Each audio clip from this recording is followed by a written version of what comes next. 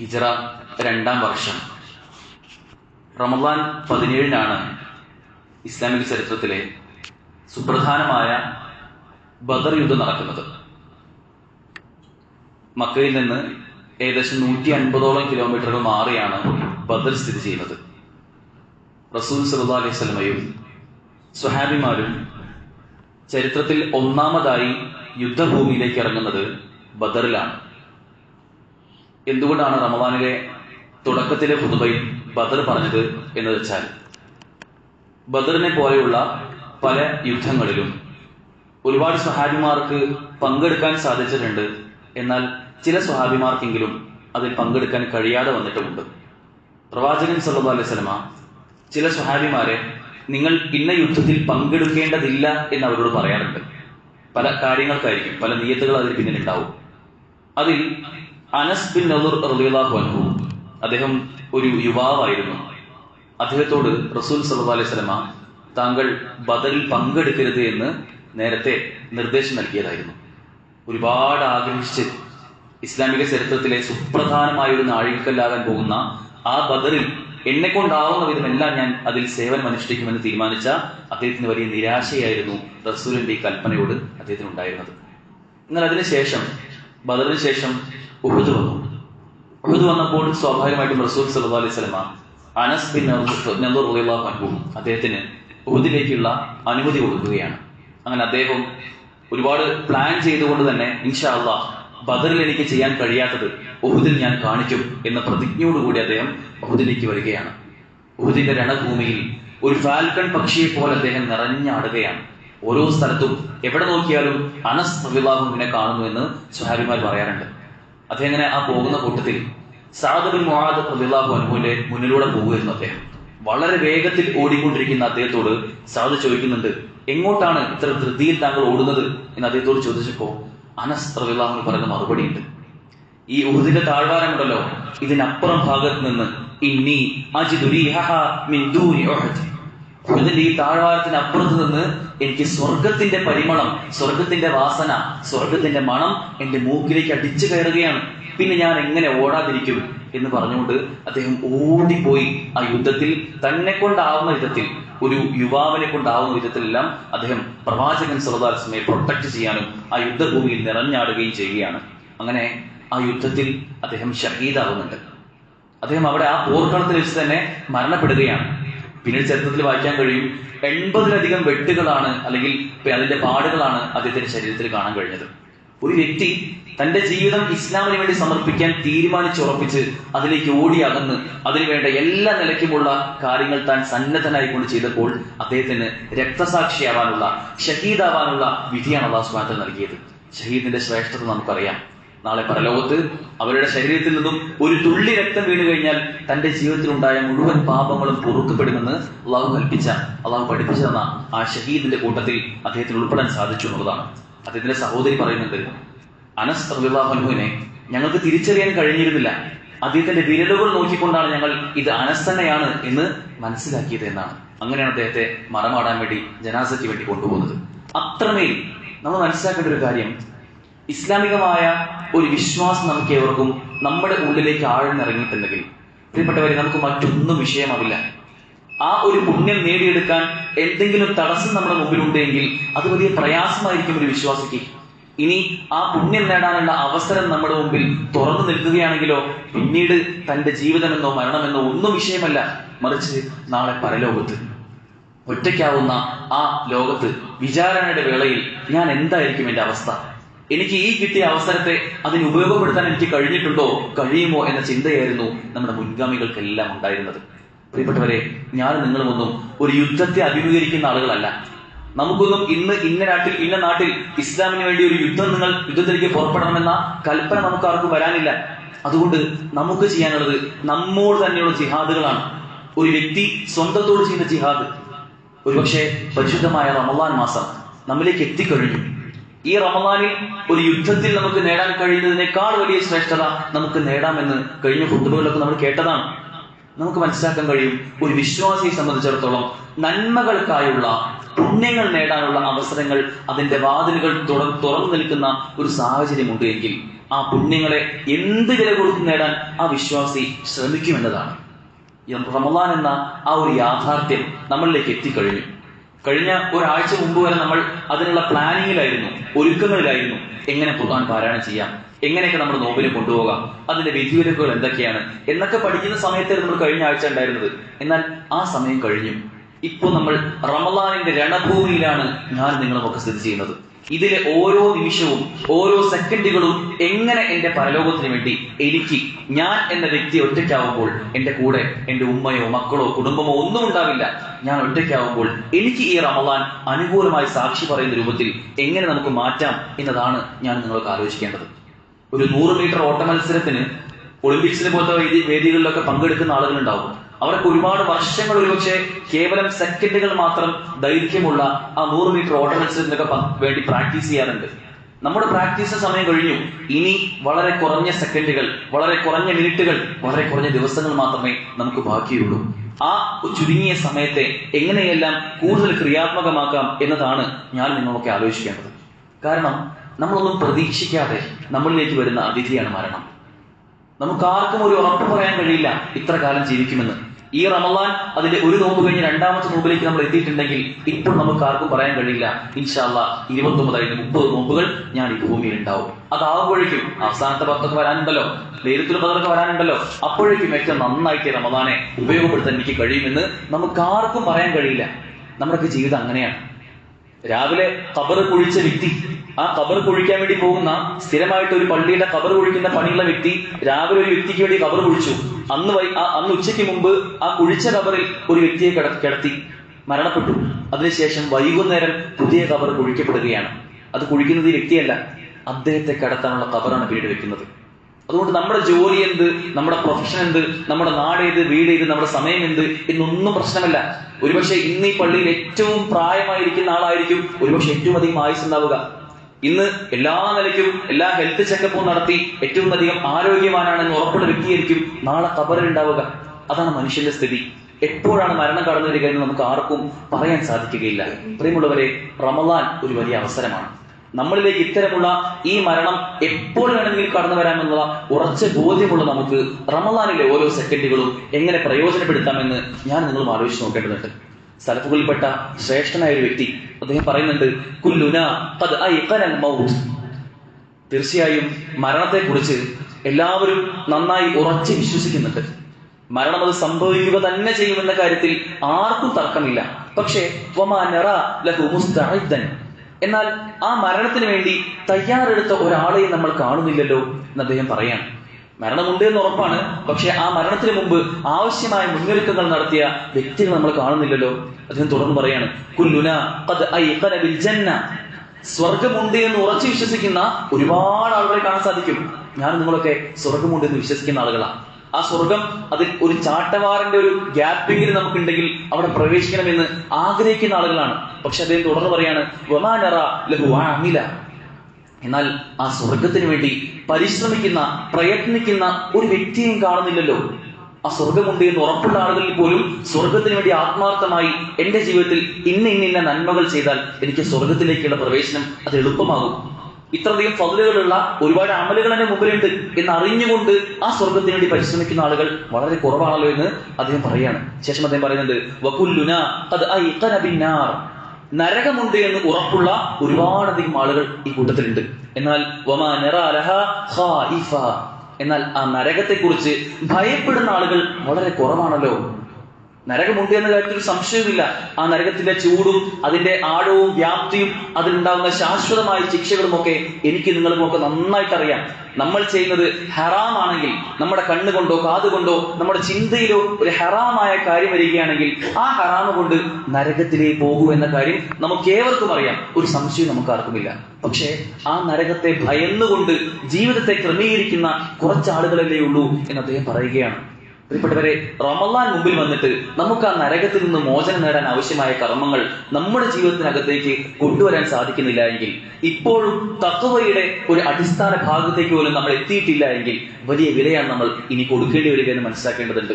അദ്ദേഹം തുടർന്ന് പറയുന്നുണ്ട്, വമാ അസൈതും തൻദുറൂൻ. നിങ്ങൾ എന്താണ് പ്രതീക്ഷിച്ചുകൊണ്ടിരിക്കുന്നത്? അൽ മൗത്ത്, മരണത്തെയാണ് നിങ്ങൾ കാത്തിരിക്കുന്നത്. മരണം എത്തുമെന്ന കാര്യത്തിൽ ഒരു സംശയവുമില്ലല്ലോ. പക്ഷെ നിങ്ങൾ പ്രതീക്ഷിച്ചുകൊണ്ടിരിക്കുന്നത് ആ മരണത്തെയാണോ എന്ന് ചോദിക്കുകയാണ്. സീറൂ ഇലാ റബ്ബിക്കും സൈറൻ ജമീല, നിങ്ങൾ നിങ്ങളുടെ റബ്ബിലേക്ക്, അള്ളാഹുവിലേക്ക് മനോഹരമായ എല്ലാ നിലയ്ക്കും ഒരുങ്ങിയിട്ടുള്ള ഒരു യാത്ര നിങ്ങൾ നടത്താൻ തയ്യാറാവുക എന്ന് അദ്ദേഹം പറഞ്ഞു വെക്കുകയാണ്. അതുകൊണ്ട് ഞാൻ നിങ്ങളൊക്കെ ചിന്തിക്കേണ്ടത്, റമദാനിന്റെ ഒരു പകലും രാത്രിയും നമ്മൾ പിന്നിട്ട് കഴിഞ്ഞു. ഇപ്പൊ രണ്ടാമത്തെ ദിവസത്തേക്ക് നമ്മൾ പ്രവേശിച്ചു കഴിഞ്ഞു. അടുത്തൊരു റമദാൻ വരുമ്പോൾ, ഒരു വർഷം കഴിഞ്ഞ് നമ്മൾ ഉണ്ടാകുന്ന ഒരു പ്രതീക്ഷയും നമുക്കില്ല. അല്ലെങ്കിൽ അടുത്ത റമദാനിലെ ഓരോ ദിവസത്തിൽ പോലും നമ്മൾ ഉണ്ടാവും, നമുക്ക് ഒരു ഉറപ്പ് പറയാൻ കഴിയില്ല. അതുകൊണ്ട് ഇപ്പോൾ ഈ നിമിഷം അതിൽ പ്രവർത്തനത്തിലേക്ക് ഇറങ്ങുക എന്നതാണ് ഏറ്റവും പ്രധാനമായി ചെയ്യാനുള്ളത്. ആരാണ് ബുദ്ധിമാൻ? സഹോദരങ്ങളെ, ഇത് ഉറപ്പാണെന്ന് ബോധ്യമുണ്ടായിട്ടും അതിലേക്ക് ഇറങ്ങാതെ മാറി നിന്ന് പിന്നീടാവാം, കുറച്ച് കഴിയട്ടെ, എന്തപ്പോ നല്ല ചൂടുള്ള സമയമല്ലേ, പകലാണ്, ഒരുപാട് സമയം നോമ്പ് നീണ്ടു നിൽക്കുന്നുണ്ട്, എന്റെ ജോലി തിരക്കുന്നത് കഴിയട്ടെ, അല്ലെങ്കിൽ മാർച്ച് അവസാനമാവട്ടെ, അവസാനത്തെ പത്താവട്ടെ, ഇങ്ങനെ നാളെ നാളെ എന്ന് പറഞ്ഞ് നീട്ടി കൊണ്ടുപോകുന്ന ആളുകളാണോ ബുദ്ധിമാന്മാർ? ഒരിക്കലുമല്ല.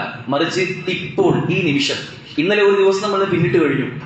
പരിശുദ്ധ ഖുർആൻ അത് ഒരു തവണയെങ്കിലും ഖത്തം തീർക്കേണ്ട ആളുകൾക്ക് ഇന്നലെ ഒരു ജുസ് പൂർത്തിയാക്കണമായിരുന്നു. നമ്മളിൽ എത്ര പേർ ഒരു ജുസ് ആത്മാർത്ഥമായി പൂർത്തിയാക്കി എന്ന് ഉറപ്പ് പറയാൻ കഴിയും? അപ്പോൾ ചില ആളുകളിൽ ആലോചിക്കുക, കുറച്ച് കഴിയട്ടെ, എന്താ അവസാന പത്തൊക്കെ ആകുമ്പോൾ കുറെ ലീവൊക്കെ ഉണ്ടല്ലോ എന്നൊക്കെ ചിന്തിക്കുന്നുണ്ടെങ്കിൽ വലിയ മൗഢ്യരാണ് നമ്മളെന്ന കാര്യം നമ്മൾ തിരിച്ചറിയേണ്ടതുണ്ട്. ഇപ്പോൾ ഈ നിമിഷമാണ് പ്രവർത്തനത്തിനുള്ള സമയം എന്ന് ആലോചിച്ച് നോക്കുക. പ്രിയപ്പെട്ടവരെ, റമദാൻ എന്നാൽ അത് പരിശുദ്ധ ഖുർആനിന്റെ മാസമാണ്. മറ്റെല്ലാ പ്രവർത്തനങ്ങളും മാറ്റിവെച്ചുകൊണ്ട് സലഫുകളെല്ലാം ഖുർആനിലേക്ക് അടുക്കുന്ന സമയമാണ്. മറ്റു ഇബാദത്തുകൾക്കൊക്കെയുള്ള സമയം അവർ കുറയ്ക്കും, ബോധപൂർവ്വം കുറച്ച് കുറിച്ചുകൊണ്ടുവരും. ശേഷം റമദാൻ എടുത്ത് തുടങ്ങിക്കഴിഞ്ഞാൽ സലഫുകളെല്ലാം, നമ്മുടെ മുൻഗാമികളെല്ലാം ഖുർആൻ എടുത്തു വെച്ച് എത്രത്തോളം സമയം ആ ഖുർആന് മുമ്പിൽ ഇരിക്കാൻ പറ്റുമോ അത്രയും സമയം ചെലവഴിക്കുമെന്ന് നമുക്ക് കാണാൻ സാധിക്കും. എന്നാൽ ഇപ്പോഴും നമ്മുടെയൊക്കെ ഖുർആനുകൾ നമ്മുടെ വീട്ടിലും പള്ളികളിലുമുള്ള ഷെൽഫുകളിൽ മാത്രം ഒതുങ്ങുകയാണോ എന്ന കാര്യം ഞാൻ നിങ്ങളുമൊക്കെ സ്വയം ആലോചിച്ച് നോക്കേണ്ടതുണ്ട്. ചില അനുഗ്രഹങ്ങളൊക്കെ നമുക്ക് വലിയ വിരയാണ് ഉണ്ടാവുക. ചില ആളുകൾക്കൊക്കെ കണ്ണട മറന്നു കഴിഞ്ഞാൽ, സ്ഥിരമായിട്ട് കണ്ണട വെക്കുന്ന ആളുകളാണെങ്കിൽ ആ കണ്ണട ഒന്ന് മറന്നു വെച്ച് കഴിഞ്ഞാൽ ഭയങ്കര ടെൻഷനാണ്. അല്ലെങ്കിൽ മൊബൈൽ ഒന്ന് മാറ്റിവെച്ച് ഒരു മണിക്കൂർ മാറിയിരിക്കാൻ പലപ്പോഴും നമുക്കാർക്കും കഴിയാറില്ല. ഇനി ചില സ്ഥിരമായിട്ട് ഉപയോഗിക്കുന്ന വാഹനം അല്ലെങ്കിൽ സ്ഥിരമായിട്ടുള്ള ഡ്രസ്സ്, ഇതൊന്നുമില്ലെങ്കിൽ ഭയങ്കര ടെൻഷനാണ്. എന്നാൽ ഇത്തരം സ്ഥിരം നമ്മോട് ചേർന്ന അനുഗ്രഹങ്ങൾ മാറി നിൽക്കുമ്പോൾ ടെൻഷൻ അനുഭവിക്കുന്ന നമ്മൾ ഒരു ദിവസം ഖുർആൻ ഓതിയിട്ടില്ല എങ്കിൽ എത്രത്തോളം ടെൻഷൻ അനുഭവിക്കുന്നുണ്ട്? ഒരു ദിവസം ഖുർആനുമായിട്ട് ബന്ധമില്ല എങ്കിൽ, അതുമായി ഖുർആൻ പാരായണം സാധിക്കാൻ കഴിയാതെ വരുന്ന ഒരു ദിവസമുണ്ടെങ്കിൽ, നമുക്ക് യാത്ര ചെയ്യുന്ന ആളുകളാണ്, ആ യാത്രയും മറ്റൊക്കെ ചെയ്യുമ്പോൾ ഖുർആനുമായിട്ട് ബന്ധം കുറയുന്ന ഒരു സമയമുണ്ടെങ്കിൽ നമുക്കൊരു ടെൻഷനോ ബേജാറോ വരാറുണ്ടോ സഹോദരങ്ങളെ? എങ്കിൽ ഈ റമദാൻ അതിന് ഉപയോഗപ്പെടുത്തണം. ഖുർആനെ എങ്ങനെയെല്ലാം നമുക്ക് ചേർത്ത് നിർത്താൻ കഴിയുമോ അത്തരം അവസരങ്ങളെയെല്ലാം ബോധപൂർവം നന്നായി ഉപയോഗപ്പെടുത്താൻ നമുക്ക് സാധിക്കേണ്ടതുണ്ട്. സൂറത്തുൽ ബഖറയിൽ നമുക്ക് കാണാം, ഷഹ്റു റമദാൻ അല്ലദീ ഉൻസില ഫീഹിൽ ഖുർആൻ. ഈ റമദാൻ മാസത്തിന്റെ ഏറ്റവും വലിയ പ്രത്യേകത എന്നത് അത് ഖുർആൻ അവതരിച്ചു എന്നുള്ളതാണ്. നമുക്കറിയാം, റമദാൻ എന്നാൽ പലപ്പോഴും മുസ്ലിമീങ്ങളായ ആളുകൾക്ക് ഉണ്ടാവുന്ന ചിന്ത അതിപ്പോ നോമ്പിന്റെ മാസമാണ്. റമദാൻ എന്നാൽ നോമ്പിന്റെ മാസമായത് എന്തുകൊണ്ടാണ്? ആ റമദാനിൽ പരിശുദ്ധ ഖുർആൻ അത് അവതരിച്ചു എന്നതുകൊണ്ടാണ്. ആ പരിശുദ്ധ ഖുർആനിൽ നമ്മോട് കൽപ്പിക്കപ്പെട്ടു, നിങ്ങൾ നോമ്പ് നോൽക്കുക. യഥാർത്ഥത്തിൽ റമദാൻ ഖുർആനിന്റെ മാസമാണ്, അതിനുശേഷമാണ് നോമ്പ് വരുന്നത് എന്ന കാര്യം പണ്ഡിതന്മാർ നമുക്ക് പറഞ്ഞിരുന്നുണ്ട്. എന്നാൽ റമദാൻ ഈക്വൽ നോമ്പ് എന്നതാണ് പലപ്പോഴും മനുഷ്യരായ നമ്മുടെയൊക്കെ ചിന്തയിൽ വരിക. ഖുർആൻ എന്നാൽ നമ്മൾ ഏറ്റവും അധികം ചേർത്ത് നിർത്തേണ്ട, നേരത്തെ പറഞ്ഞ മരണത്തിലേക്ക് അടുക്കുന്ന വ്യക്തികൾ എന്ന നിലയ്ക്ക് നമുക്ക് ഉണ്ടാവേണ്ട ഏറ്റവും ആത്യന്തികമായ ചിന്ത എന്നത് ഈ ഖുർആനെ ഓരോ നിമിഷവും അല്ലെങ്കിൽ ഓരോ ദിവസവും ഓരോ പകലിലും രാത്രിയിലുമൊക്കെ എത്രമേൽ നമുക്ക് ഹൃദയത്തോട് ചേർത്ത് വെക്കാൻ സാധിക്കുന്നുണ്ടെന്നുള്ളതാണ്. ഈ ഭൂമിയിൽ അവതരിച്ചതിൽ വെച്ച് ഏറ്റവും ഉത്കൃഷ്ടമായ വചനങ്ങളാണ് ഖുർആൻ. നമ്മെ സൃഷ്ടിച്ച സ്രഷ്ടാവ് നമ്മോട് സംസാരിക്കുന്ന നമ്മുടെ ജീവിത സംഹിതയാണ് പരിശുദ്ധ ഖുർആൻ. അതുപോലെ തന്നെ നമ്മുടെ ജീവിതത്തിലുള്ള എല്ലാ അസ്വസ്ഥതകൾക്കും എല്ലാ പ്രശ്നങ്ങൾക്കുമുള്ള പരിഹാരമാണ്, മരുന്നാണ് യഥാർത്ഥത്തിൽ ഖുർആൻ. ഇഹ്ലോകത്തും പരലോകത്തുമൊക്കെ നമുക്ക് സമാധാനം ലഭിക്കുന്നതാണ് യഥാർത്ഥത്തിൽ ഈ പരിശുദ്ധ ഖുർആൻ. പ്രിയപ്പെട്ടവരെ, റമദാനിന്റെ ആത്മാവാണ് ഖുർആൻ, റമദാനിന്റെ റൂഹാണ് ഖുർആൻ. ഒരു സമുദ്രം, അത് സമുദ്രമാണെന്ന് നമ്മൾ പറയണമെങ്കിൽ അതിൽ വെള്ളം വേണം. റമദാൻ ആവണമെങ്കിൽ അതിൽ ഖുർആനുമായുള്ള ആത്മബന്ധം നമുക്ക് ഉണ്ടാവണം. ഇല്ലെങ്കിൽ വരണ്ടുണങ്ങിയ ഒരു ഭൂമി മാത്രമായി നമ്മുടെ റമദാൻ മാറും. ഒരു ആത്മാവില്ലാത്ത ശരീരം എങ്ങനെയാണോ അതുപോലെ ജീവചവങ്ങളായിക്കൊണ്ട് നമ്മൾ മാറുമെന്ന് പണ്ഡിതന്മാർ പറഞ്ഞിരുന്നുണ്ട്. ഖുർആൻ ഇല്ലാത്ത ഒരു മാസം, അങ്ങനെ ഒരു റമദാൻ ഒരിക്കലും നമുക്ക് എവർക്കും ഉണ്ടാവാൻ പാടില്ല എന്ന് മനസ്സിലാക്കേണ്ടതുണ്ട്. ഒന്നാമതായി ഇന്ന് തീരുമാനിക്കേണ്ട ഒരു തീരുമാനം എന്നുള്ളത് ഖുർആനുമായിട്ടുള്ള ആത്മബന്ധം വർദ്ധിപ്പിക്കാനായി അതിന്റെ പാരായണത്തിനായി കൃത്യമായ സമയം ഞാൻ മാറ്റിവെക്കും. നമുക്കറിയാം, കേവല പാരായണത്തിന് പോലും വലിയ പുണ്യം കൽപ്പിക്കപ്പെട്ട ഒരു ഗ്രന്ഥമാണ് പരിശുദ്ധ ഖുർആൻ. മറ്റൊരു ഗ്രന്ഥത്തിനുമില്ലാത്ത, മറ്റൊരു പുസ്തകത്തിനുമില്ലാത്ത ശ്രേഷ്ഠത. വെറുതെ എടുത്ത് ഒരു 5 മിനിറ്റ് ഒന്ന് നോക്കിയിരുന്ന് അറിയുന്ന വാചകങ്ങളോട് അങ്ങനെ കണ്ണോടിച്ചു പോയി കഴിഞ്ഞാൽ പോലും വലിയ പുണ്യം നമുക്ക് ലഭിക്കുന്ന, ഓരോ ഹർഫിനും ഓരോ ഹർക്കത്തിനും നമുക്ക് പുണ്യം ലഭിക്കുമെന്ന് പ്രവാചകൻ സല്ലല്ലാഹു അലൈഹി വസല്ലമ പഠിപ്പിച്ചു തന്ന ഈ ഗ്രന്ഥം സൂറത്തുൽ ഫാത്തിഹയിൽ കാണാൻ കഴിയും. തിജാറത്തൻ ലൻ തബൂർ. നിങ്ങൾ ഖുർആൻ ഓതുക എന്നത്, അള്ളാഹുവിന്റെ കലിമത്തുകൾ ഓതുക എന്നത് നിങ്ങൾക്ക് ഒരിക്കലും നഷ്ടം സംഭവിക്കാത്ത ഒരു കച്ചവടമാണ് എന്ന് ഖുർആനിൽ തന്നെ കാണാൻ സാധിക്കും. ഒരു വ്യക്തി നോമ്പ് നോൽക്കുന്നുണ്ട് എങ്കിൽ നോമ്പും ഖുർആനും നാളെ അവന് ശുപാർശയായി മാറും. ഖുർആൻ ശുപാർശയാകുന്നത് എങ്ങനെയാണ്?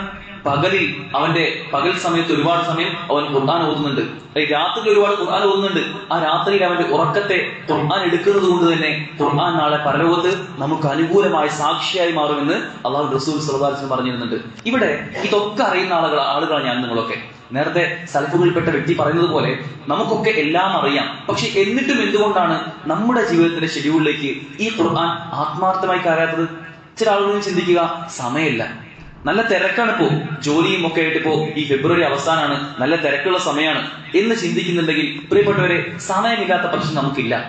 എന്നും രാത്രി അല്ലെങ്കിൽ എന്നും സുബഹിക്ക് ശേഷമൊക്കെ നമ്മൾ ഒരുപാട് ഫ്രീ ആയിരിക്കുന്ന സമയങ്ങളുണ്ട്. ഈ ഇരിക്കും നമ്മളാരും തറാവീഹ് ഒഴിവാക്കാറില്ലല്ലോ. ആ തറാവീഹിന് ശേഷം നമുക്ക് എത്ര സമയമുണ്ട്? അതിന് മുമ്പ് എത്ര സമയമുണ്ട്? സുബഹി നമസ്കാരത്തിന് ശേഷം എത്ര സമയമുണ്ട്? ഓരോ ഫർദ് നമസ്കാരത്തിന് മുമ്പും ശേഷവും ഒക്കെ എത്ര സമയമുണ്ട്? ബോധപൂർവം സാധാരണ ഒരു ഫർദ് നമസ്കാരത്തിന് ജമാഅത്തിന് വരുന്ന വ്യക്തി ഒരു 10 മിനിറ്റാണ് തന്റെ ജീവിതത്തിന്റെ ഷെഡ്യൂളിൽ നിന്നും അതിന് മാറ്റിവെക്കുന്നതെങ്കിൽ റമദാനിന് അത് 20 മിനിറ്റ് ആക്കുക. ആ നമസ്കാരത്തിന് 5 മിനിറ്റ് മുമ്പും 5 മിനിറ്റ് ശേഷവും കുറഞ്ഞ സമയം പള്ളിയിൽ ഉണ്ടാവുന്ന ഉറപ്പുവരുത്തുക. എങ്കിൽ എത്ര സമയം നമുക്ക് ലഭിക്കും? എത്ര തിരക്കുള്ള വ്യക്തികളും നമ്മുടെ ജീവിതത്തിന്റെ ഷെഡ്യൂളിനകത്തേക്ക് ഇത് കയറ്റാൻ ശ്രമിച്ചാൽ സ്വാഭാവികമായിട്ട് നമുക്ക് സമയം ഉണ്ടാവും. തീർച്ചയാണ്. ഒരു തവണയെങ്കിലും ഖത്തം തീർക്കാത്തവർ, ഒരു തവണയെങ്കിലും ഖുർആൻ മുഴുവനായി പാരായണം ചെയ്യാത്ത ആരും യഥാർത്ഥത്തിൽ റമദാനിൽ നമ്മുടെ കൂടെ ഉണ്ടാവരുത് സഹോദരങ്ങളെ.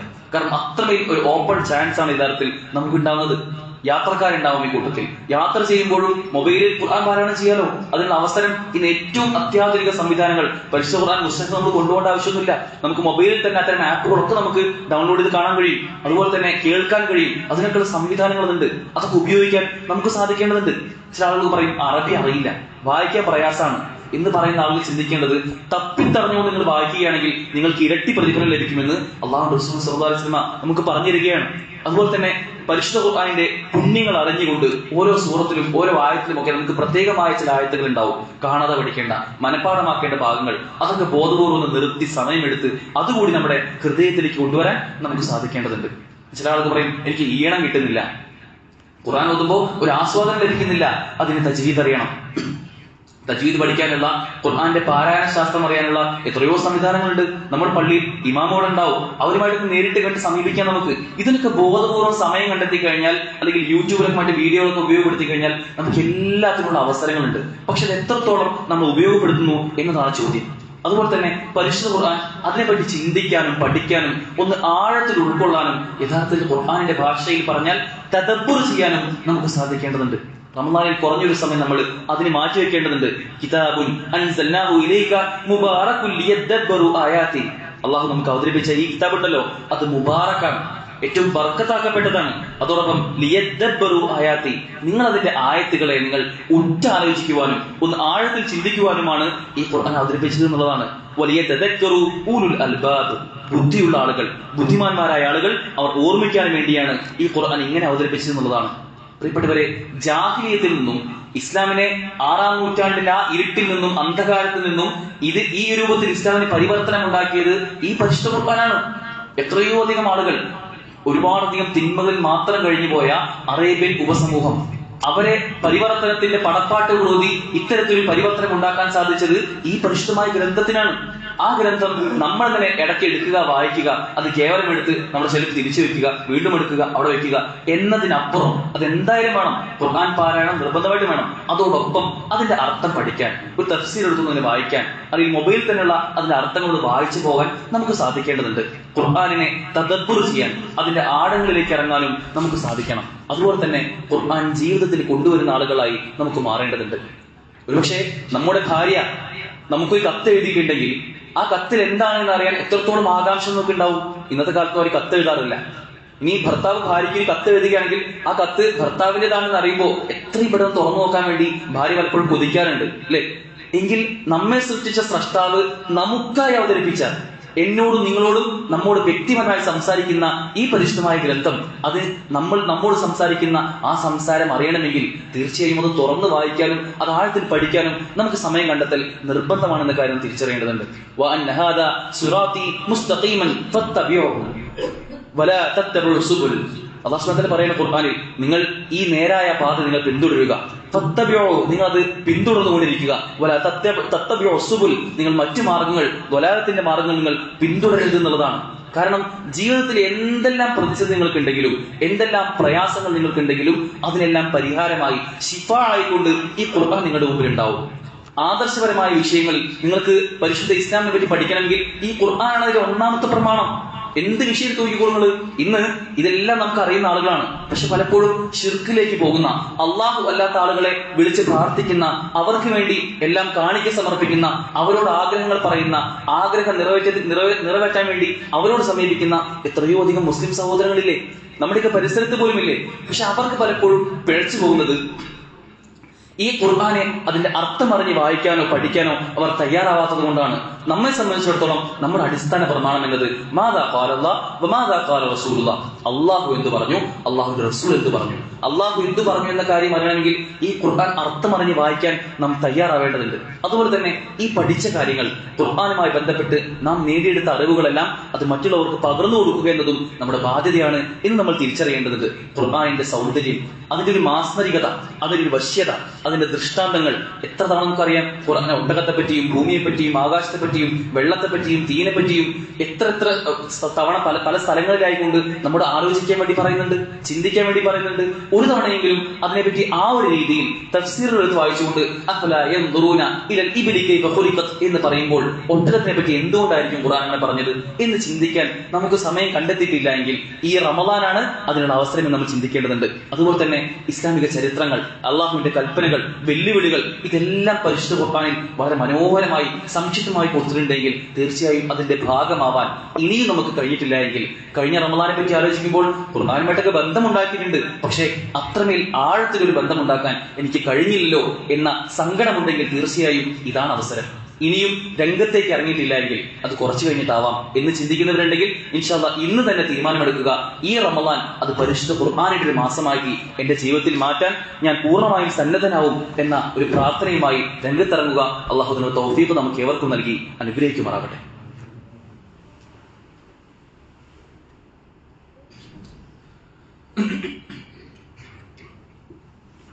അൽഹംദുലില്ലാഹ് അസ്സലാത്തു വസ്സലാമു അലാ റസൂലില്ലാഹ് വഅലാ ആലിഹി വസഹ്ബിഹി അജ്മഈൻ അമ്മാ ബഅദ്. റമളാൻ അത് വളരെ വേഗത്തിൽ കൊഴിഞ്ഞു പോകും.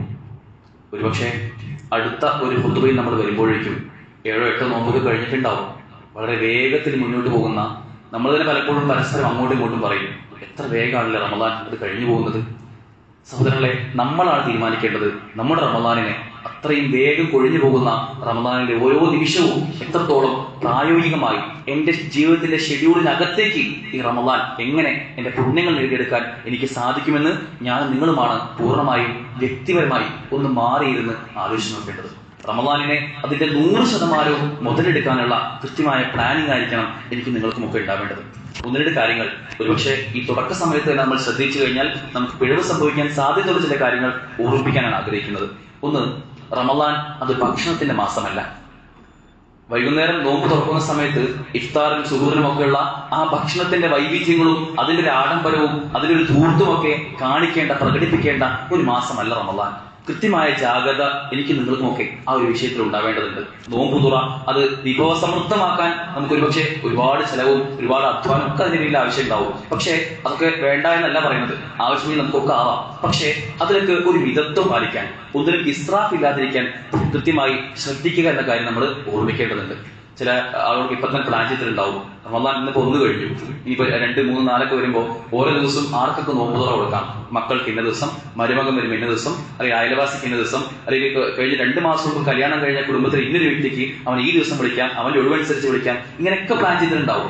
ഈ പ്ലാനിങ്ങിന് അപ്പുറം നമുക്ക് വേണ്ടത് ഈ റമദാനിലെ ഓരോരോ ദിവസവും അത് എനിക്കെങ്ങനെ എന്റെ ഖുർആൻ പാരായണത്തിന്, എന്റെ തറാവീഹിന്, എന്റെ നമസ്കാരങ്ങൾക്ക് എങ്ങനെ ചിട്ടയായി കൊണ്ടുപോകാം എന്ന പ്ലാനിങ്ങിലാണ് ഞാൻ നിങ്ങൾ ഉണ്ടാവേണ്ടതുണ്ട്.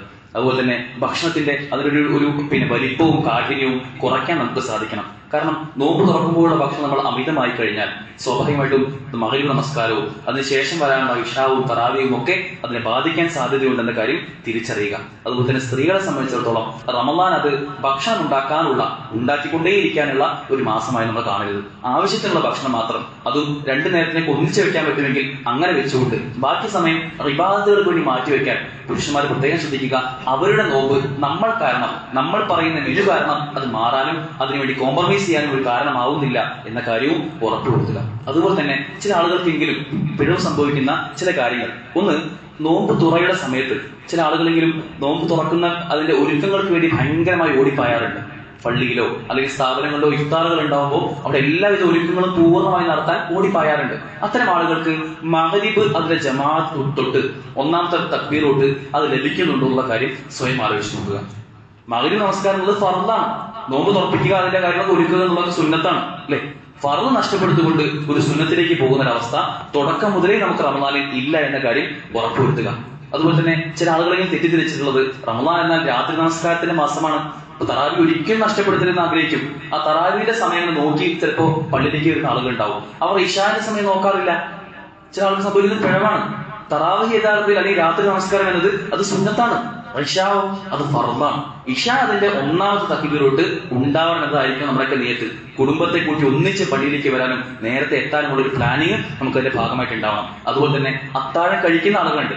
അത്താഴം കഴിച്ചു കഴിഞ്ഞ് ഒരൊറ്റ ഉറക്കാം, അതിനുശേഷം സുബഹിന്റെ ജമാഅത്തും ഉണ്ടാവില്ല, രാവിലത്തെ പ്രാർത്ഥനകളും ഉണ്ടാവില്ല. അതൊക്കെ കഴിഞ്ഞ് 7 മണിക്കൊക്കെ എണീക്കുന്ന എത്രയോ ആളുകളെ കാണാൻ സാധിക്കും. ആ ഒരു കൂട്ടത്തിലൊന്നും നമ്മളില്ല എന്ന കാര്യം ഉറപ്പുവരുത്തുക. അത് ഉറപ്പിച്ച കാര്യങ്ങൾ ഓർപ്പിക്കാനുള്ളത്, നമ്മൾ ഈ ഒരു പള്ളിയുമായി ബന്ധപ്പെട്ട് ചേർന്ന് നിൽക്കുന്ന ആളുകളാണ്.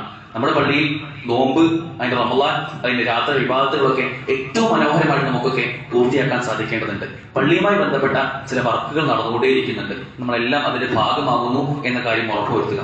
ശാരീരികമായിട്ട് നമുക്ക് ഭാഗമാകാൻ കഴിഞ്ഞോളുന്നില്ല, പക്ഷെ നമ്മുടെ സാമ്പത്തികമായി റമദാനിൽ നമുക്കറിയാം നമ്മുടെ കയ്യിൽ നിന്ന് വരുന്ന ഒരു ചെറിയൊരു എമൗണ്ട് അത് ഒരുപാട് ആളുകൾക്ക് നമസ്കാരം കൃത്യമായി കൊണ്ടുവരാൻ, അവരുടെ ഇബാദത്തുകൾ ഏറ്റവും മനോഹരമായി ചെയ്യാൻ അതിന് സാധിക്കുന്നുവെങ്കിൽ എത്ര വലിയ ശ്രേഷ്ഠതയാണുള്ളത്. ഇവിടെ രാത്രി തറാവി നമസ്കാരത്തിനൊക്കെ സ്ത്രീകൾ കുറച്ച് പ്രയാസപ്പെടുന്നുണ്ട് എന്നാണ് ഇവർ അറിഞ്ഞത്. സ്ത്രീകൾക്ക് നമസ്കരിക്കാനുള്ള സൗകര്യം കുറച്ച് പരിമിതമാണ്. അതുകൊണ്ട് അവർക്ക് കുറച്ചുകൂടി എക്സ്റ്റെൻഡ് ചെയ്തുകൊണ്ട് അവിടെ ചെറിയൊരു കൂളിംഗ്, ഒരു AC ഒക്കെ വെക്കണം എന്നുള്ള ഒരു പ്ലാൻ ഉണ്ട്. സ്വാഭാവികമായിട്ടും അതിന് അത്യാവശ്യം ചെലവ് വരുന്ന ഒരു സംഗതിയാണ്.